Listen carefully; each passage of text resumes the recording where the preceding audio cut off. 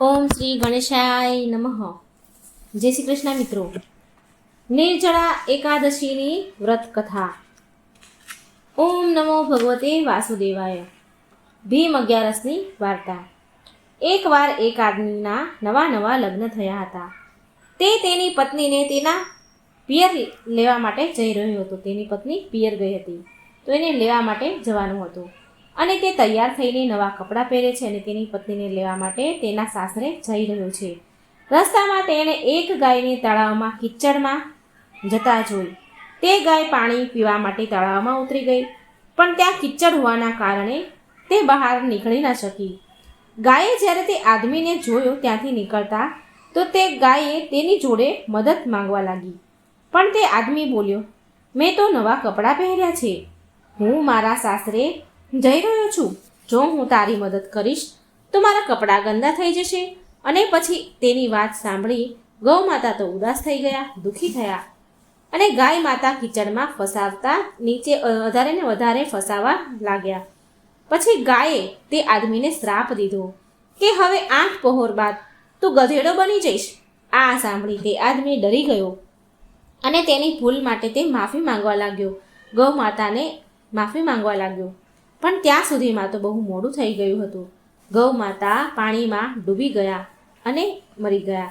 તે આદમી ઉદાસ મનથી સાસરે પહોંચી ગયો અને ત્યાં પહોંચીને તેને તેની પત્નીને ઘરે જવા માટે કહ્યું કે ચાલ ઘરે. ત્યારે તેના સાસુ સસરા બોલે છે કે એક રાત તો રોકાવ. એક રાત રોકાવા માટે કહે છે કે હજી તમે હમણાં જ આવ્યા છો, કમસે કમ એક રાત તો રોકાઈ જાઓ. પણ તે આદમી કંઈ સાંભળતો નથી, કારણ કે એને તો મનમાં ને મનમાં ગાય માતાના શ્રાપની ચિંતા હતી કે હે ગધેડો બની જશે. ત્યારે તેની પત્ની બોલી કે જુઓ ને, બધા આટલું બધું કહે છે તો કેમ નથી રોકાઈ જતા. પછી તેણે તે આદમીએ તેની પત્નીને ગાય માતાના શ્રાપની બધી ઘટના વાત કહી. તેની પત્ની પતિવ્રતા હતી. તેની પત્ની તેની સાથે ઘરે પાછી આવી ગઈ. હવે તે આદમી ગધેડો બનીને પૂરો દિવસ ઘરે પડ્યો રહે છે. તેની પત્નીને પણ કંઈ સમજાતું નથી કે હવે શું કરું, ક્યાં જાઉં, કોની પાસે મદદ માંગું. થોડા દિવસ પછી તો ખાવાના પણ ફાફા પડી ગયા. હવે તે ગધેડો બનેલો એનો પતિ તેની પત્નીને કહે છે કે મને મજૂરીએ લઈ જા, મને લઈ જઈને બહાર મજૂરી કર, જેનાથી ઘરમાં ખાવા પીવાનો થોડો સામાન આવી શકે. પતિની વાત માનીને તે ગધેડોને લઈને તેની પત્ની બહાર કામ શોધવા માટે નીકળી પડી. તેના નગરમાં રાજા તેના મહેલ પાસે એક કૂવો ખોદાવી રહ્યો હતો. કૂવામાંથી નીકળેલી માટીને દૂર ફેંકવાનું મજૂરીનું કામ હવે મળી ગયું. તે સ્ત્રી માટીનું તગારું તેના માથા ઉપર મૂકીને જાય છે. આ જોઈ ત્યાંના કામ કરનારા લોકોએ કહ્યું કે તારી પાસે તો ગધેડો છે, તો પણ તું આ માટી તું તારા માથા ઉપર કેમ ઉપાડે છે? તો આ માટીને ગધેડાની પીઠ પર મૂકીને કેમ નથી લઈ જતી? આ સાંભળી તે સ્ત્રી તેના સવાલનો કોઈ જવાબ નથી આપતી અને ચૂપચાપ જ તે આગળ નીકળી જાય છે, તેનું કામ કર્યા કરતી. અને ત્યાંનો રાજા પણ કૂવાના કામકાજની નજર તેની આંખોથી જોતો બધું એ નજર રાખતો હતો. આ બધું આંખોથી જોવે છે રાજા, તો એને પણ થોડું અજીબ લાગે છે, આશ્ચર્ય થાય છે કે આ પ્રકારે ઘણા બધા દિવસ વીત્યા.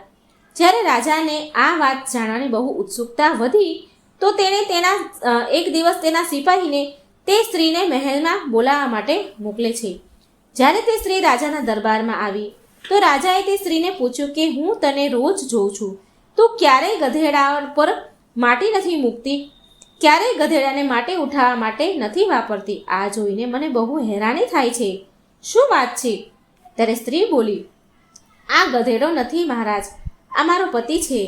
તે સ્ત્રીએ ગાય વાળી બધી જ જે ગાયના શ્રાપવાળી પૂરી ઘટના રાજાને સંભળાવી. રાજાએ તેના નગરના વિદ્વાન પંડિતોને બોલાવીને આનો ઉપાય પૂછ્યો.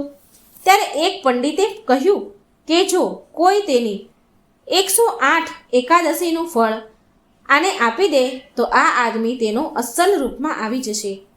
રાજાએ તેના નગરમાં પૂછપરછ કરાવી કે કોઈએ 108 એકાદશી કરી હોય તો પુણ્ય ફળ આપે. પણ આખા નગરમાં પૂછ્યા પછી રાજાના સૈનિકોને એક ડોશી મળી. તેણે પૂરી 108 એકાદશી કરી હતી. રાજાના સૈનિકો તે ડોશીને રાજાના મહેલમાં લઈ આવ્યા.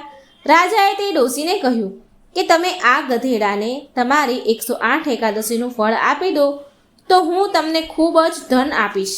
ત્યારે ડોશીમાં બોલ્યા, મહારાજ, મને તમારા ધનની કોઈ લાલચ નથી, કોઈ લાલસા નથી. છતાંય હું મારી 1007 એકાદશીનું ફળ આને આપી શકું છું, પણ નિર્જળા એકાદશીનું ફળ હું આને નહીં આપું.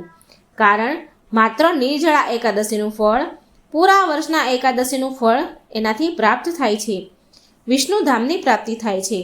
મારી તો હવે ઉંમર થઈ ચૂકી છે, મારી ઉંમર તો થઈ જ ગઈ છે. આગળની હવે નિર્જળા એકાદશી આવવાના પહેલાં જો હું મરી ગઈ તો મને આ નિર્જળા એકાદશીના ફળ સ્વરૂપ ભગવાન વિષ્ણુના ધામમાં સ્થાન મળશે. આટલું કહીને તે